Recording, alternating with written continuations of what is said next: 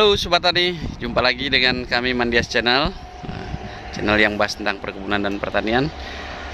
Pada kesempatan kali ini kita akan membuat video tentang petani muda ya, yang sekarang terjun di permelonan. Apa motivasinya sehingga mau terjun bertani di usia muda? Nanti kita kulik informasinya ya. Ikuti terus video ini sampai dengan selesai, jangan skip ya. Oke, kita lanjut.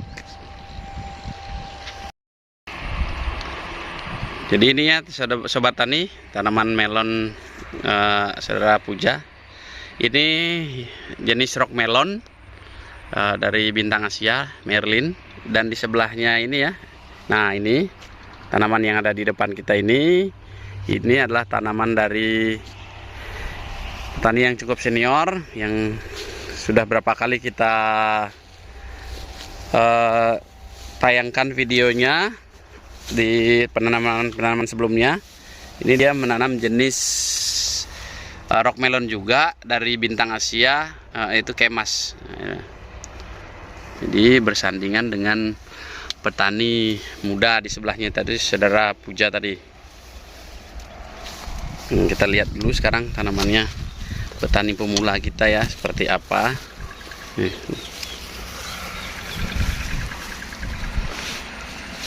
Nah ini dia tanamannya, sangat luar biasa sekali. Ada yang dibuahkan 3, ada 2, belum yang dibuah di atas ya, seperti itu.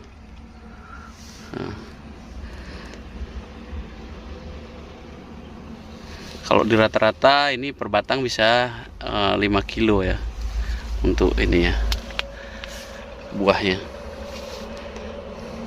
Untuk itu mari kita kulik informasi tentang masalah perawatan dan motivasinya menjadi petani di usia muda. Nah ini dia ownernya, pemiliknya, petaninya, saudara Puja. Nah, kita sekarang bincang-bincang dengan beliau.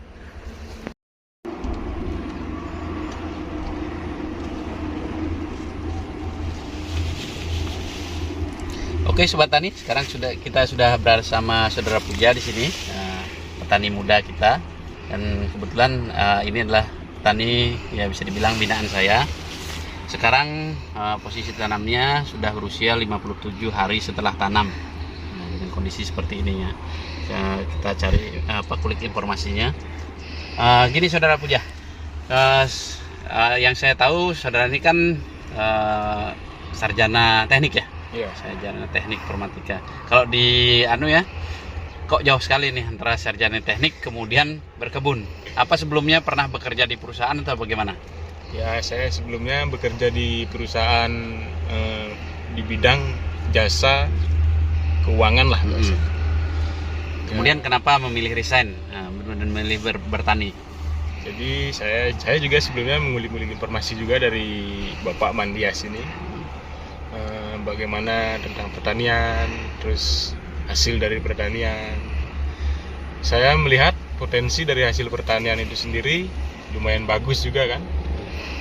Kemudian saya juga, orang tua saya memiliki lahan sedikit. Jadi sebelumnya kan kita menanam padi, orang tua saya. Jadi dari padi kita lihat ke melon atau yang lainnya.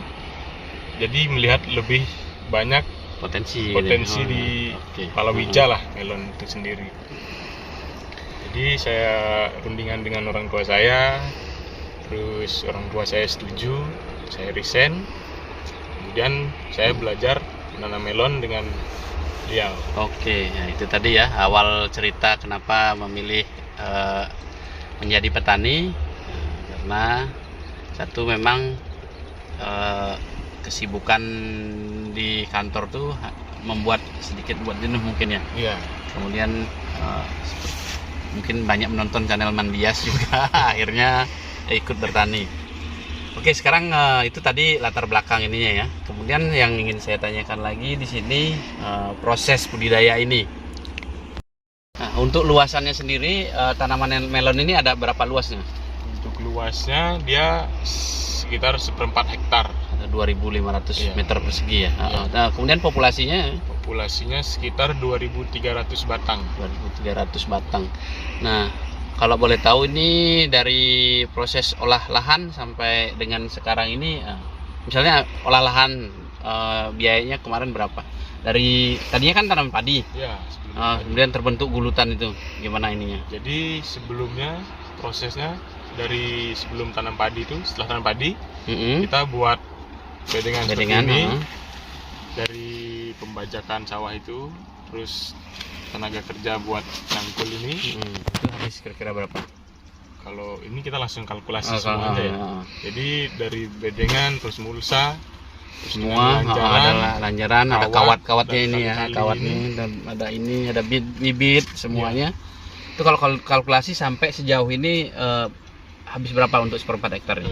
Untuk kita dari ini aja ya, sampai siap tanam ini. Sampai siap tanam. Sampai siap tanam ini kita sudah habis sekitar 15 jutaan. 15 juta. Jadi untuk dari bibitnya ini, bibit, penanaman, terus perawatan sampai sekarang ini ditambah 5 juta lagi. Sekitar 20 juta ya, sampai selesai lah ini anaknya. 20 juta. 20 juta. Jadi dengan harga melon sekarang berkisar 5.500 untuk rok melon ya, karena sekarang harga melon ini lagi anjlok untuk roknya, malah untuk melon yang putih sekarang harganya lagi bagus. Tapi saya rasa masih ada margin. Kalau perkiraan saya ini bisa keluar 6 ton ya untuk 1/4 hektar. Nanti kita akan update di video berikutnya, di video panen kita akan buat videonya lagi tentang kalkulasi lebih jelasnya dari biaya awal sampai panen. Nah, nanti seperti apa nanti bisa lebih jelas. Untuk setelah penanaman ini kan butuh tenaga biasanya. Ini dikerjakan orang berapa Mas untuk lahan sini? Diupahkan apa dikerjakan sendiri apa gimana? Sejauh ini ya kita kerjakan berdua, saya dengan orang tua saya sendiri. Artinya setelah penanaman ya? Setelah penanaman dikerjakan berdua. Nah, kendala-kendalanya seperti apa dalam merawat tanaman melon ini? Untuk kendalanya ya paling kita kadang karena kita mengerjakannya berdua, kadang kita ketinggalan. Jadi melon itu udah terlalu panjang, kita belum sempat ini kan. Ya, melilitkannya ini ya. Okay. Untuk proses penyemprotan fungisida atau pestisidanya lah, ini berapa hari sekali ya? Untuk penyemprotan kita lakukan 3 kali. Kalau 3 hari sekali itu kayak minum obat baru iya. Kebalik ya. 3 hari sekali ya. 3 hari sekali. Jadi karena kemarin juga agak ini ya. Ada trotol ya. Kemarin agak... pengendaliannya dengan apa ini? Untuk trotolnya. Kayaknya itu kan kalau udah kering gitu kan dia udah nggak menyebar lagi ya. Untuk trotol ini kemarin kita pertama kita pakai mankosep sama campur bahan aktif propinap itu. Propinap ya, antrakol berarti ya? Iya. Terus? Kita itu dalam waktu sehari, pokoknya 2 kali itu berturut-turut, 2 hari lah. Kita semprot. Untuk yang keduanya saya campur mankosep dengan akrobat itu. Akrobat ya. Jadi sampai ininya terlihat kering ya, namanya? Jamurnya ini. Karena kalau sudah kering dia berartinya sporanya udah mati. Jadi dia nggak menyebar. Itu untuk jamurnya. Kemudian biasanya kan kendalanya di hama juga ya. Di samping penyakit dia juga di hama, misalnya kutu kebul, terus ulat dan lalat buah. Itu biasanya pengendaliannya sejauh ini menggunakan apa? Kalau sejauh ini saya untuk inseknya menggunakan Agrimek itu. Agrimek ya untuk ininya, untuk kutu-kutuannya Agrimek. Ulatnya biasanya? Ulatnya kita pakai Endur. Endur. Nah, kalau untuk lalat buah ini enggak? Lalat buah kita belum. Ya, cenderung aman memang ya. Musim ini terlihat cenderung aman untuk lalat buahnya. Mungkin nanti kita semprot juga. Nah, itu tadi dari perawatan untuk pestisidanya. Kemudian untuk pemupukan. Nah, sini kan pemupukan juga merupakan salah satu faktor penting dari yang sangat mempengaruhi proses budidaya ini, keberhasilan budidaya. Untuk pupuk awal, pupuk dasar, ini kemarin yang digunakan apa aja? Untuk pupuk dasar kita menggunakan pupuk hitam itu. SP. Ya, SP36. Vertipos. Oh, Vertipos. Vertipos. Vertipos itu kita menggunakan 1,5 kintal. 1,5 kintal Vertipos. Kemudian Ponska itu Ponska biasa ya. Ponska, ya, Ponska. Satu sak 50 kilo. ya, ditambah sama ZA 25 25 kilo.